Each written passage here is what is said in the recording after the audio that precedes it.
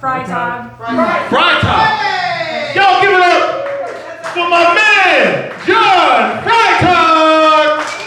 AKA Pastels.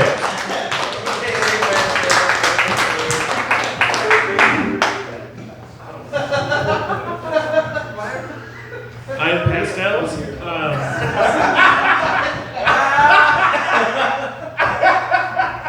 As I said earlier, I'm recording this because now that OnlyFans is closed, I need something to be able to watch and fill me with shame later.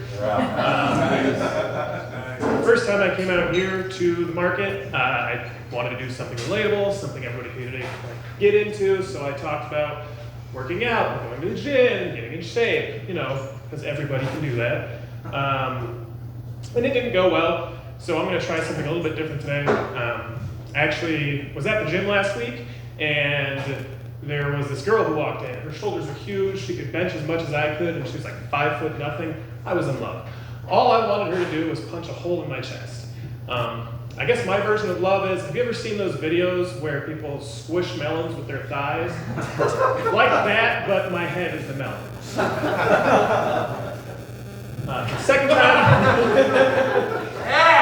The second time I did stand up, I asked my dad to come because I'm like, oh, he'd be proud of me, and he sure wasn't.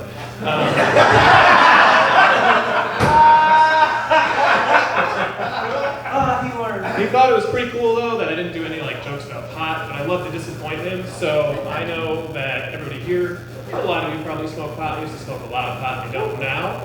I don't know if anybody has ever gotten so baked that they start to think like everybody around them is just super nice and super polite to them, and that they might be just a little bit mentally challenged.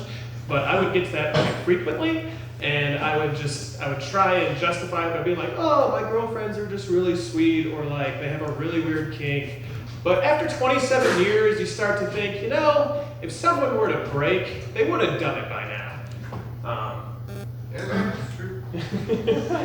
I don't know about any of you, but during Corona, I got into hiking, which is just really walking around with no reason, or trespassing and suspicious behavior if you're brown.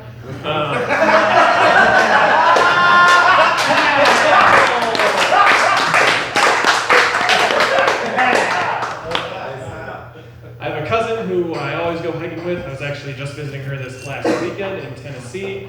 And we're walking around. We've been like 4 or 5 miles through. And she's looking for a trail marker, and it's yellow, and it's up against a tree, and we found it after 10 minutes, and her response was like, how is a blind person supposed to find that? I looked at her and like, Maggie, how is a blind person supposed to find anything out here?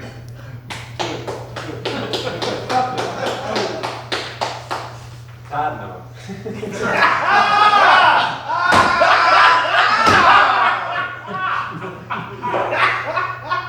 Throughout my life, I've developed a motto.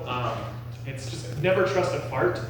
After 27 years, you think you wouldn't have to remind yourself of that, but one pair of soiled work slacks, and you just got to keep telling yourself that. The worst instance I had of this was I had a girlfriend who was working, and she got home from work, and I had the flu that day. I was laying in bed, and she was trying to get frisky, and I was like, no, that's probably not a good idea. I don't feel so well. She's like, no, and I'm weak, so I gave in pretty quickly. She took my pants off and tied me up, and then she went to the restroom and was like, oh, I'm gonna go put on something sexy. It's like, okay, cool. So I'm sitting there with my hands tied up against the bedpost, and I feel a rumble in my stomach, and I'm pretty sure it's a fart. I'm 65% sure it's a fart. Man, not great odds. So she comes into the room, and hears me go, oh! And what she sees is me sitting there, arms up against the bed, looking at her. I'm like, I told you so. And that relationship didn't last long after that.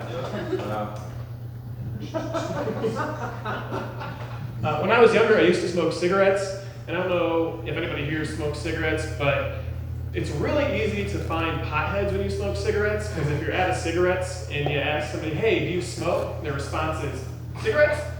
I'm like, you and me, we're gonna be friends. And I made a lot of friends doing that in college. There was nothing good to go with that.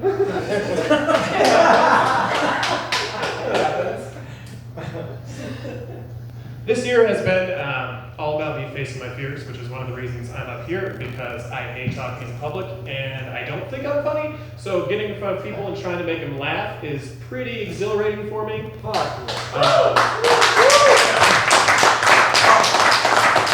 with that, I've been trying to face my fear of heights. I climbed a mountain and had no problem hanging over the edge of it and sending pictures to my mom I almost fell.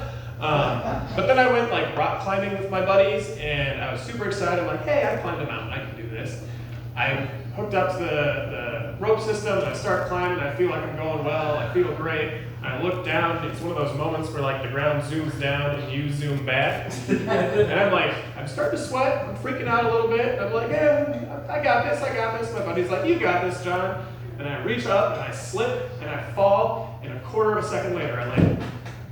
And to me, I'm shaking in my boots, crying like a little bitch. To my friends, they're like, you dropped 5 inches. I don't know what you're crying about. Another good example of this is there's this sky bridge in Gatlinburg, Tennessee that has glass on the bottom of it. And like I said, anything natural I'm cool with. I can hang out on the edge of a mountain, I can climb a tree, whatever. But if it's man-made, there's something in my head that just, as soon as I started crossing this sky bridge, my knees were shaking, my arms were heavy, and I looked like a leaf shaking in the wind, which for my friend was funny because I'm 6'4", 200 plus, and she's 5'5", whatever, skipping down the bridge, and I'm shaking and crying like a little baby. I have pictures. And that's my time. Thank you guys.